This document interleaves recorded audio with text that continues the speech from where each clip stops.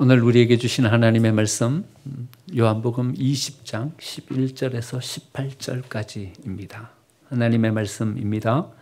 마리아는 무덤 밖에 서서 울고 있더니 울면서 굽으려 무덤 안을 들여다보니 흰옷 입은 두 천사가 예수의 시체 뉘었던 곳에 하나는 머리편에 하나는 발편에 앉았더라. 천사들이 이르되 여자여 어찌하여 우느냐 이르되 사람들이 내 주님을 옮겨다가 어디 두었는지 내가 알지 못함이니이다. 이 말을 하고 뒤로 돌이켜 예수께서 서 계신 것을 보았으나 예수이신 줄은 알지 못하더라. 예수께서 이르시되 여자여 어찌하여 울며 누구를 찾느냐 하시니 마리아는 그가 동산지기인 줄 알고 이르되 주여 당신이 옮겼거든 어디 두었는지 내게 이루소서. 그리하면 내가 가져가리이다. 예수께서 마리아야 하시거늘 마리아가 돌이켜 히브리 말로 라우니 하니 이는 선생님이라는 말이라. 예수께서 이르시되 나를 붙들지 말라. 내가 아직 아버지께로 올라가지 아니하였노라. 너는 내 형제들에게 가서 이르되 내가 내 아버지 곧 너희 아버지 내 하나님 곧 너희 하나님께로 올라간다 하라 하시니 막달라 마리아가 가서 제자들에게 내가 주를 보았다 하고 또 주께서 자기에게 이렇게 말씀하셨다 이러니라. 아멘. 예수님이 죽음을 이기시고 부활하셨습니다. 아멘. 옆에 계신 분들과 함께 인사 나누겠습니다. 예수님이 부활하셨습니다. 예수님 십자가에서 죽으셨지만 다시 살아나셨습니다. 사람들에게 모욕을 당하고 고통스러우셨지만 절대적인 영광, 그 영광 한가운데 다시 쓰셨습니다. 십자가와 부활, 이 은혜가 우리 모든 성도들에게 임하는 은혜가 되기를 간절히 축원드립니다. 부활 이전 제자들의 모습을 바라보면요, 좀 약간 실망스러운 모습을 가지고 제자들의 모습을 바라보게 됩니다. 대제사장들이 보낸 군병들이 들이닥치자 제자들은 혼비백산이 되어버렸습니다. 그 이전에 유다는 예수님이 예루살렘으로 올라가면 거기서 뭘 하실 줄 알았어요. 왕이 되든지 아니면 로마와 맞서 싸우시든지 뭘 하실 줄 알았어요. 그런데 예수님이 예루살렘으로 올라갔는데도 아무 일도 안 하시는 거예요. 유다의 마음 가운데 서운한 마음이 생겼어요. 배신의 마음이 생겼어요. 이 능력 가지고 왜 가만히 계시는지, 이 권능 가지고 로마를 어떻게 가만히 두고 보시는지 마음에 서운한 마음이 생겼어요. 그 서운한 마음을 극복할 수가 없는 거예요. 예수님을 대제사장들에게 팔아버리고 맙니다.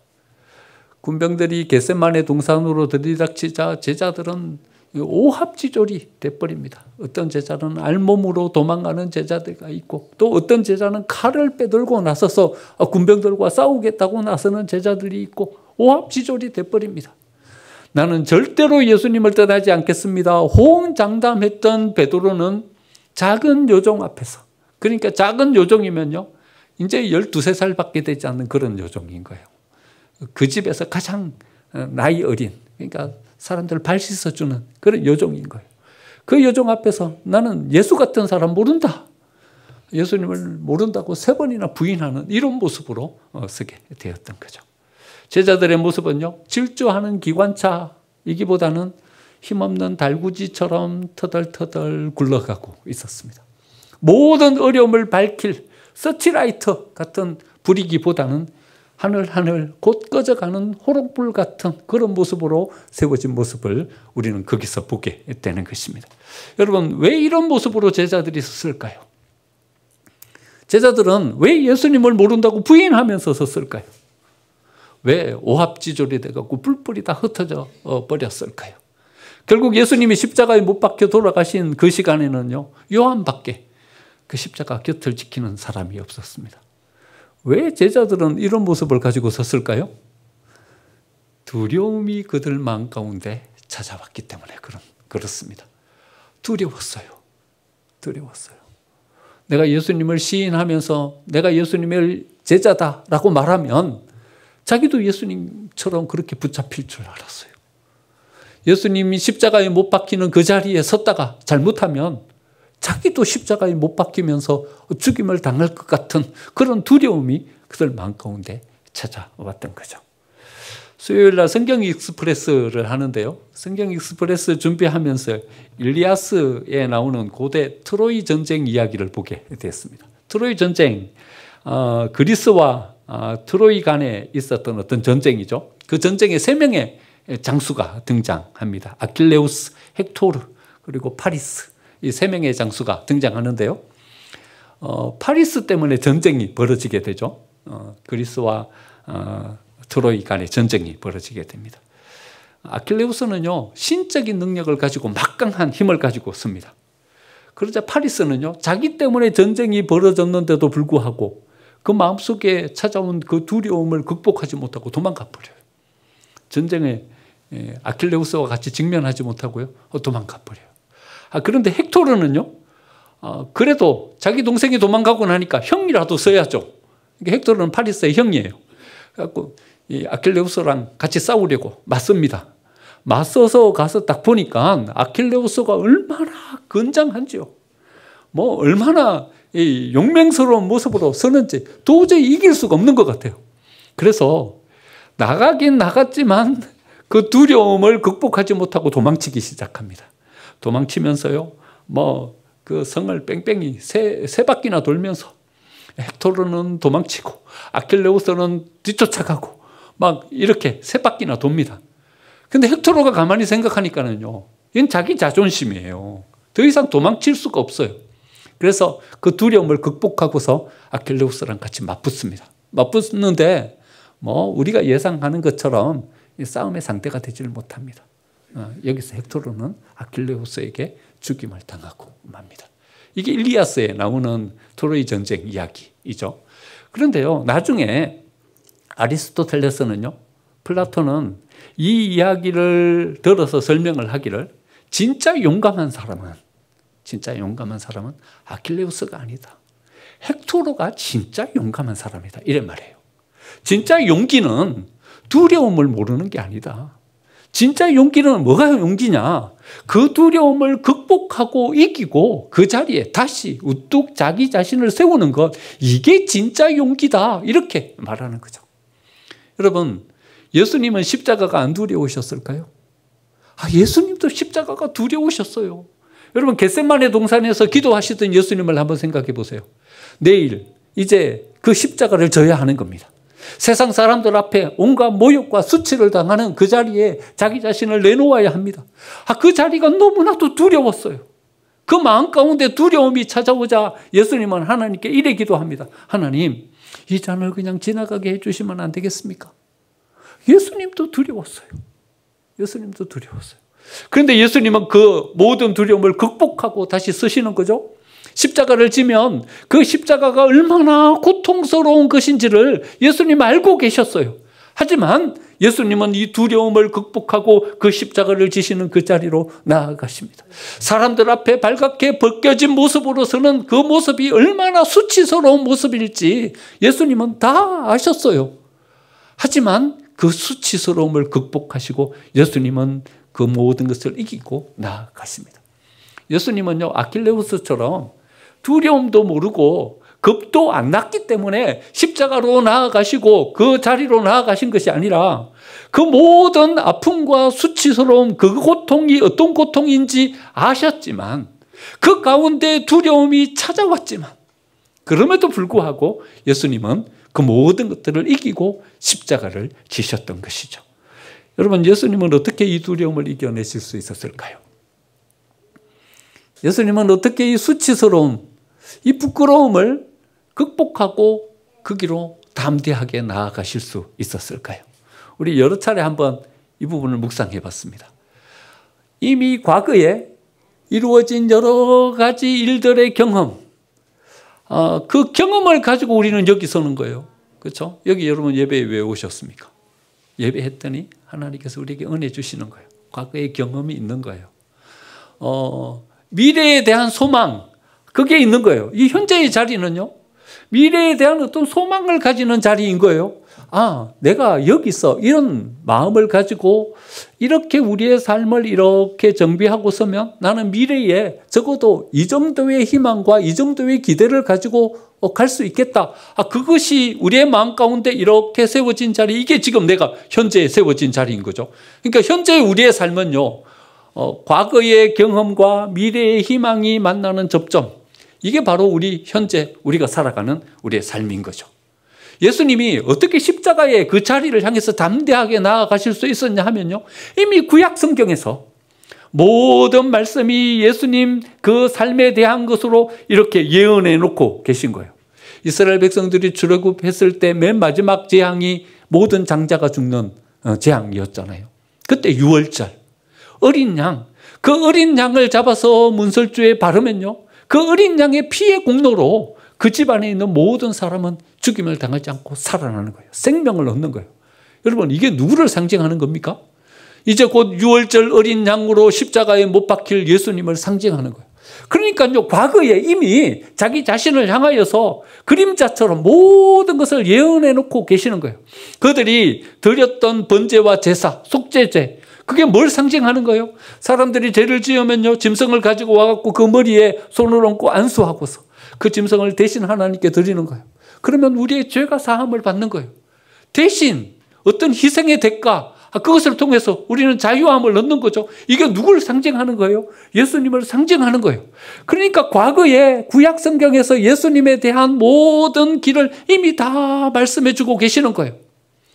예수님이 가시는 그 길은요, 야, 이거 내가 십자가 지면 어쩌면 사람들이 생명을 얻을 수도 있겠다, 이런 어떤 짐작이 아닌 거예요.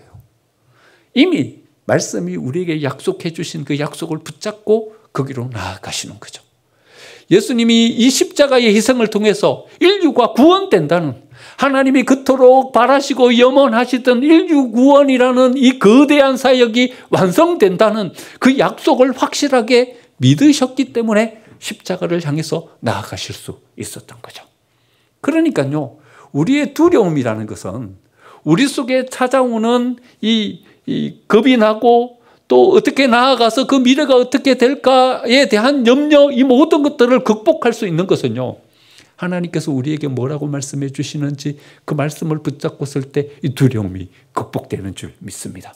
하나님께서 우리의 미래 가운데 어떤 은혜를 베풀어 주고 계시는지 그것을 확실하게 우리가 바라보고 나아갈 때 이 두려움을 극복할 수 있는 줄 믿습니다.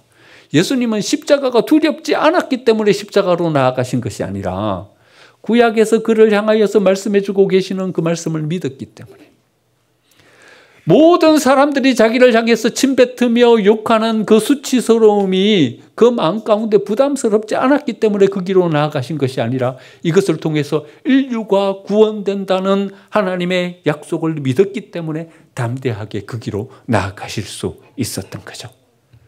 오늘 본문에 나오는 막달라 마리아로 한번 가보겠습니다. 막달라 마리아는요, 예수님을 향한 지극한 사랑을 가진 사람이에요. 헌신했고요, 그를 향해서 모든 자기의 인생을 드릴 수 있을 만큼 가슴이 뜨거운 사람이었습니다. 오늘 본문 보니까는요, 오늘 읽지는 않았지만 1절 말씀 보니까는요, 이 새벽 미명에, 그렇죠? 안식 후 첫날 아침 일찍 아직 어두울 때에 이렇게 말합니다.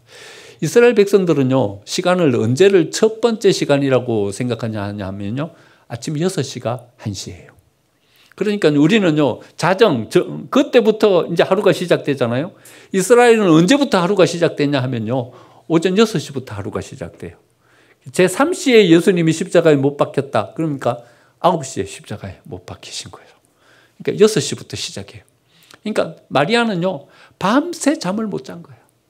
밤새 잠을 못 잔 거예요. 예수님 묻히신 그 무덤에 내가 빨리 가봐야 되겠는데, 예수님 지금 어떠실지, 누가 가서 향품이나 좀 발라드렸는지, 그 무덤에 빨리 가려는 그 마음으로 밤새 한잠도 못 잔 거예요. 안식일이 끝난 그 새벽, 이제 새로운 한 날에 시작되는 그 시작이 되자마자 마리아는 예수님의 무덤을 향해서 나아갔어요. 여러분, 예수님을 얼마나 사랑하는 거예요? 예수님을 향한 사랑의 마음이 지극한 거예요. 예수님을 향한 헌신, 예수님을 향한 가슴 뜨거움, 그것은요, 누구와도 비교될 수 없을 만큼 가슴 뜨거움을 가지고 섰던 인물, 그 인물이 바로 마리아였던 거죠. 여러분, 그런데요, 마리아의 그 마음 가운데 이렇게 자리하고 있는 것을 이를 바라보면요, 예수님을 향한 사랑, 예수님을 향한 열정, 헌신만 있는 게 아니에요. 뭐도 있어요? 근심도 있어요. 걱정도 있어요. 예수님을 사랑했어요. 그런데 그 마음 가운데 근심도 자리하고 있어요. 예수님을 향한 가슴 뜨거움과 열정도 있어요. 근데 걱정도 있어요. 여러분, 예수님을 향한 사랑이 있는데 왜 여러분 여기 마음 가운데 걱정과 염려가 자리 잡고 있는 거죠? 사랑하는데 왜 염려가 자리하고 있죠? 가슴 뜨거움이 있는데 왜 여기 가운데 이거 어쩌나 싶은 두려움이 그 마음 가운데 자리하고 있는 거죠. 마리아 가운데 한 가지 부족했던 것이 있어요. 그것은 뭐냐 하면 믿음이에요. 여러분, 우리가 가슴 뜨거움을 믿음이라고 착각해요. 헌신하면서 하나님 앞에 뜨거운 마음을 가지고 나아가는 것과 우리가 하나님을 믿는 것과 똑같은 것이라고 생각해요. 근데 여러분, 똑같지 않아요. 가슴 뜨거울 수 있어요. 근데 믿음은 없을 수 있어요. 마리아처럼요. 헌신하면서 자기를 드릴 수는 있어요. 그런데요, 예수님이 말씀하신 그 말씀을 못 믿고 있을 수도 있어요. 예수님은 이미요, 내가 예루살렘으로 올라가면 어려움을 당하게 되고 죽게 될 것이다. 하지만 3일 만에 다시 살아난다. 이 이야기를요, 예루살렘으로 올라오는 그 길 동안에 계속해서 반복해서 말씀해 주고 계시는 거예요. 첫 번째 가이사랴 빌립보였어요. 베드로가 신앙 고백했을 때, 신앙 고백하자마자 예수님은 말씀하십니다. 야, 내가 예루살렘으로 이제 곧 올라가는데 예루살렘으로 올라가면 난 죽는다. 하지만 다시 살아난다. 3일 만에 다시 살아난다. 변화산으로 가셨어요. 변화산에서 영광스러운 모습으로 변화되고 난 다음에 또 말씀하셔요. 이제 예루살렘으로 올라간다. 올라가면 거기서 나 죽는다. 잘 기억해. 죽는다. 하지만 3일 만에 다시 살아난다. 염려하지 마라. 나 십자가에 못 박혀 죽는 그것 때문에 근심하지 말아라. 나 다시 살아나. 예루살렘으로 올라가는 그 길에서 이제는 이제 예루살렘 거의 다 왔어요. 또 제자들을 불러놓고 또 말씀하시는 거예요. 예루살렘 저기로 들어가면 나 죽어. 하지만 3일 만에 다시 살아나니까 걱정하지 마. 예수님이 그 올라가는 그 길에서요, 계속 말씀하고 계시는 거예요. 그런데요, 여러분, 제자들은 이 말씀을 믿지를 않아요. 여러분, 가슴 뜨거움은 있어요. 예수님을 사랑해요. 새벽 미명 6시가 되자마자 예수님의 무덤을 향해서 쫓아나가는 열정도 있어요. 그런데 말씀을 믿지를 않아요. 그러니까 그 마음속에 있는 근심과 걱정을 해결할 방법이 없는 거예요. 이 말씀은요, 제자들만 아는 것이 아니라 예수님을 십자가에 못 박았던 대제사장들과 그 종교 지도자들도 알고 있었어요. 그래서 이래 말하는 거예요. 이 예수님이 살아계실 때 뭐라고 말했냐 하면 이 죽은 지 3일 만에 다시 살아난다고 했다. 그러니까 그래 못하도록 이분들이 어떻게 했냐 하면요, 무덤을 다 봉인해 버렸어요. 여러분, 열쇠 봉인해 보셨어요? 이렇게 붙이고 도장 딱 찍어 놓는 거예요. 이렇게 떼면 다 표시나게. 그러니까 무덤 그 곁에 처음부터 다 봉인을 만들어 놨어요. 이 대제사장들이 이 말을 듣고요, 알았어요. 다시 살아난다. 이 말 대제사장들도 듣고 있었어요. 군병들 보초까지 세웠어요. 혹시 살아났다 이야기할까 싶어서. 대제사장들도 알고 있었던 이것을 마리아는 받아들이지 못하고 믿지 못하고 있었어요. 우리 마음 가운데 근심이 자리하고 있는 것은요, 여러분, 가슴 뜨거움이 없기 때문이 아니에요. 우리가 열심으로 하나님을 섬기지 못하고 있기 때문이 아니에요. 안 사랑하기 때문에 우리의 마음 가운데 근심이 자리하고 있는 게 아니에요. 뭐가 없기 때문에 그런가 하면요, 말씀을 믿는 믿음이 없기 때문에 그러한 거예요. 여러분, 마리아와 제자들은 왜 예수님의 부활을 믿지 않았을까요? 그들이 가지고 있었던 그 당시 세계관 때문에 그랬어요. 그 당시에는 어떤 세계관을 가지고 있었냐 하면 이런 세계관을 가지고 있어요. 육은 약한 거다. 육은 악한 거다. 이런 생각을 가지고 있었어요. 영은 선한 것이다. 영은 강한 것이다. 이런 생각을 가지고 있었어요. 이게 뭐냐 하면요, 그노시즘이에요. 헬레니즘이에요. 이 세계관이요, 그 당시 살아가고 있는 모든 사람들이 가지고 있는 보편적인 세계관이에요. 이 헬레니즘, 그노시즘이라는 세계관에 딱 붙잡혀 있었으니까 육으로 다시 살아나? 그거는 별로 좋은 게 아닌데? 이런 생각인 거예요.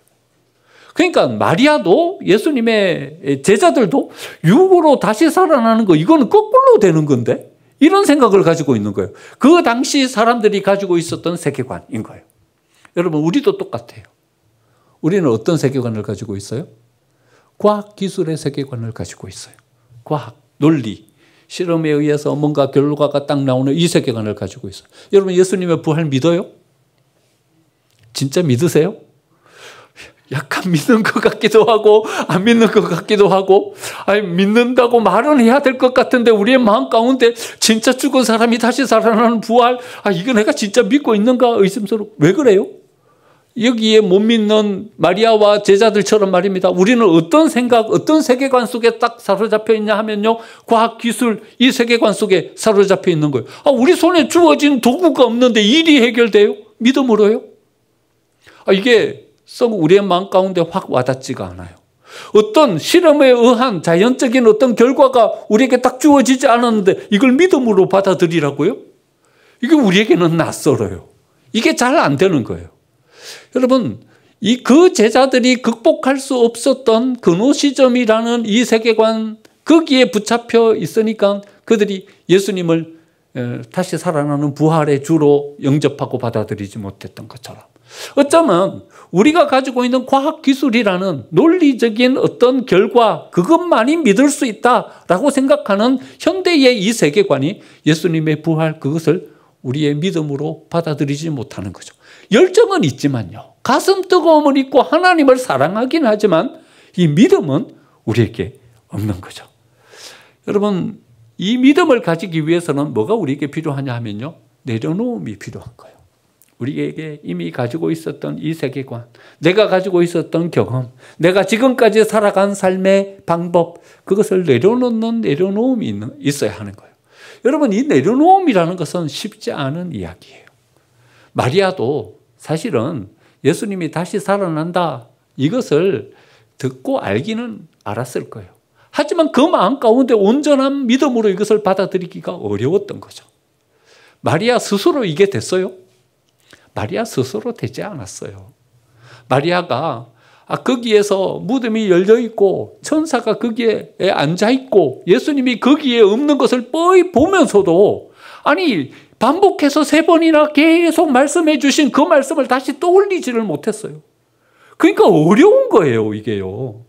우리의 생각과 우리의 가치관을, 세계관을 내려놓고 부활이라는 이것을 받아들인다는 것이 쉽지 않은 일인 거예요. 글에 있는 마리아에게 누가 찾아가요? 예수님이 찾아가시는 거예요. 오늘 보니까는요, 예수님이 그 마리아를 찾아가서 16절에 이렇게 말씀하십니다. 마리아 이름을 부르면서 마리아야, 마리아야. 마리아 이름을 부르면서 예수님이 그를 찾아가십니다. 그의 이름을 불러주실 때 마리아가 가졌던 이 모든 생각과 지금까지 가지고 있었던 세계관이 와르르 무너져 내리는 그 은혜의 체험을 하게 됩니다. 지금까지 가지고 있었던 그의 경험도, 지금까지 가지고 있었던 그의 안목도 와르르 무너져 내리면서 살아계신 예수님, 부활하여 자기 앞에 서 계신 그 예수님을 발견하면서 그는 믿음으로 그 예수님을 바라보게 되는 것입니다. 그리고 이렇게 고백하는 것입니다. 라비요, 라비요. 그러니까 평상시에 계속 예수님을 부르던 그 부름이에요. 그러니까 마리아가 예수님 공생에 쭉 같이 다니면서 예수님을 불렀던 그 예수님의 이름인 거죠. 선생님, 예수님 하면서 그 예수님을 그의 마음으로 전폭적으로 받아들이게 되는 이 경험을 하게 되는 것입니다. 마리아의 힘으로 된 게 아니에요. 믿음은요, 우리가 믿겠습니다, 마음으로 다짐하고 우리의 결심을 우리의 확신 있게 이야기한다고 믿음이 생기는 게 아니에요. 이러면 믿는 거예요? 믿습니다. 여러분, 이러면 믿음이 생기는 거예요? 그런다고 생기는 게 아니에요. 그건 가슴 뜨거움만 생기죠. 뒤돌아서면 진짜 그런가? 이런 생각이 벌써 딱 우리의 마음 가운데 생기게 되는 거죠. 여러분, 믿음이라는 것은요, 하나님이 우리에게 허락해 주신 선물이에요. 하나님이 우리에게로 나오셔서 우리를 만나 주셔야, 우리를 이렇게 어루만져 주시면서 우리의 이름을 불러주시는 그 은혜의 체험이 우리에게 이렇게 주어져야 비로소 우리 가운데 그 믿음이 생기는 거죠.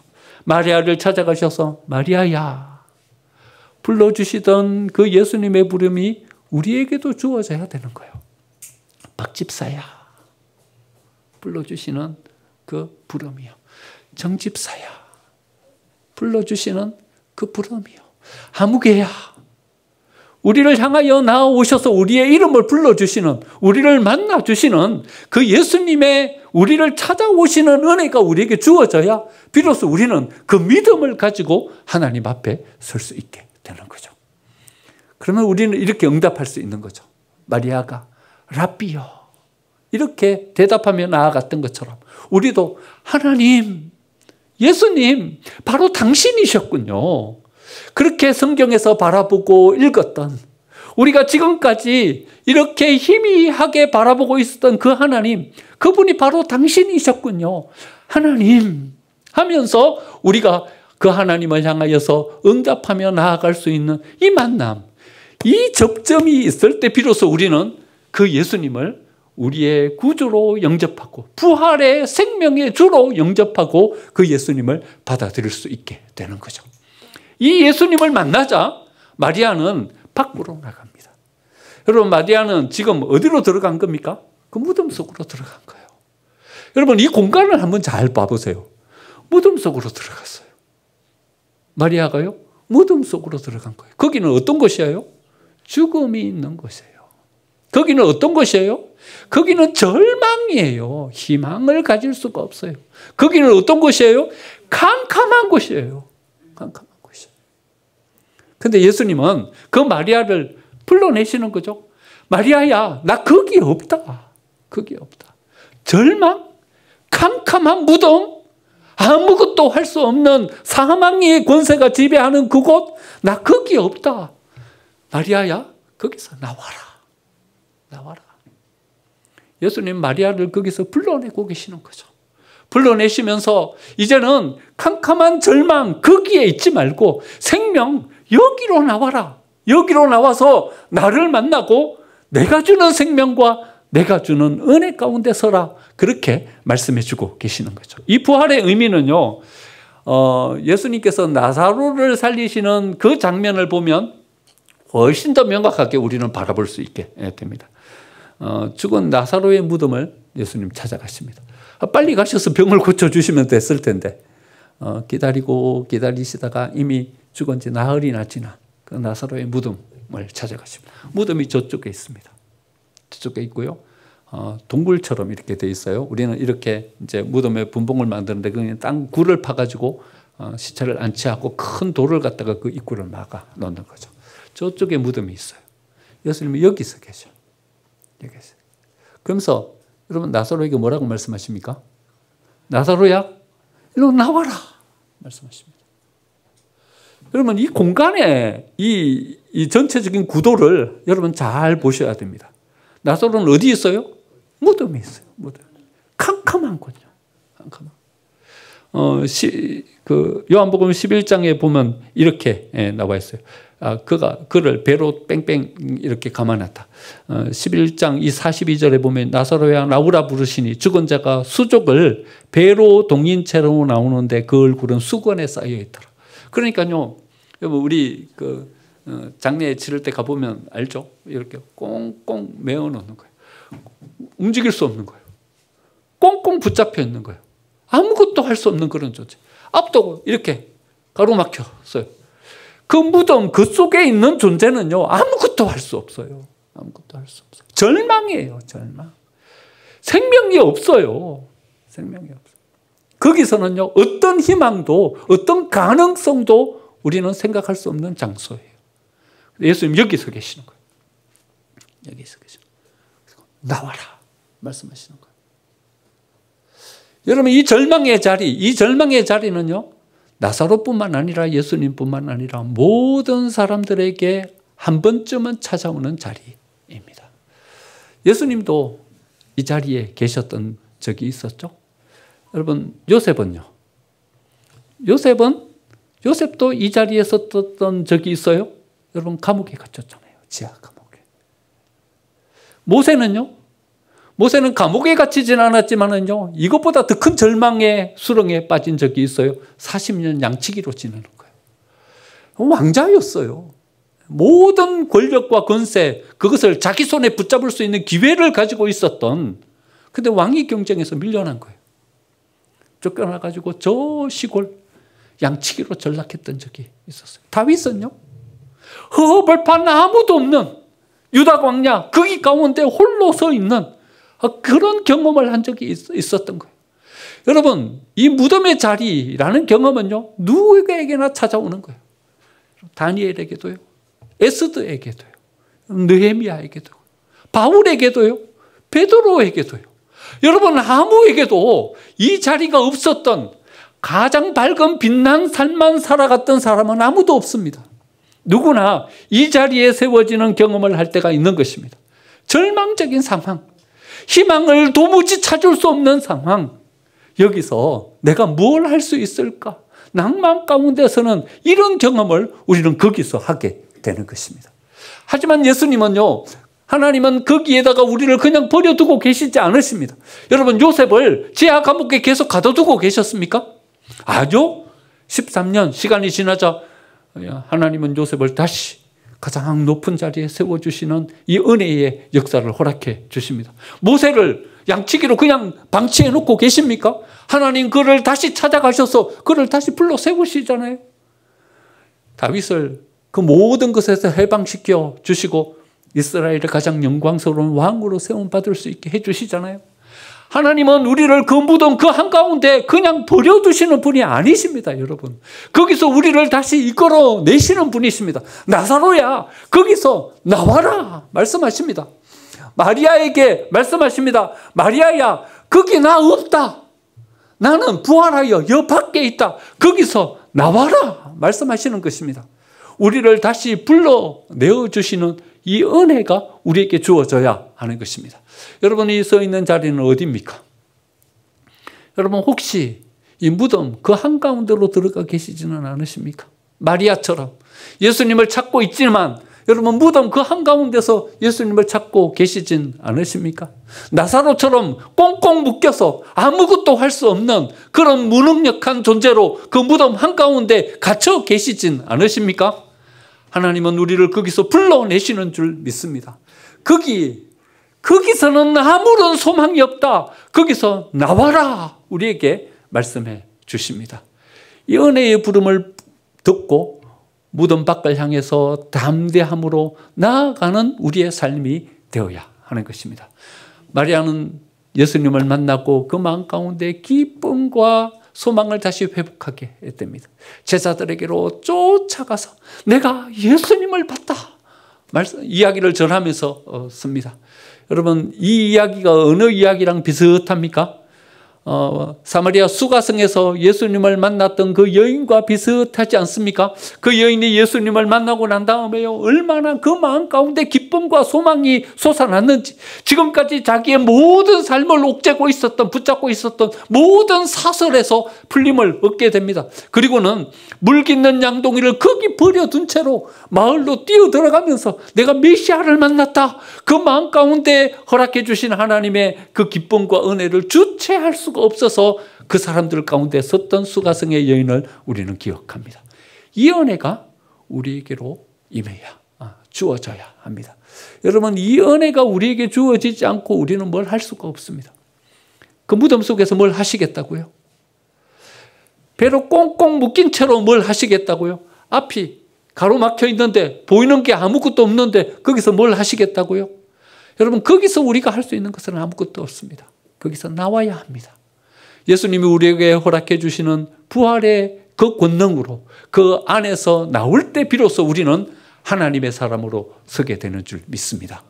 이 부활의 권능이, 이 부활의 은혜가 우리에게로 임해서 우리가 이 생명을 가지고 이 죽음의 무덤에서 벗어나서 하나님께서 우리에게 허락해 주시는 생명의 자리에 서서 하나님께서 우리를 통해서 이루고자 하시는 그 귀한 사명을 넉넉하게 이루어낼 수 있는 생명을 살려내는 우리 교회가 되고 우리 모든 생명샘의 가족들이 되시기를 간절히 축원드립니다. 아멘.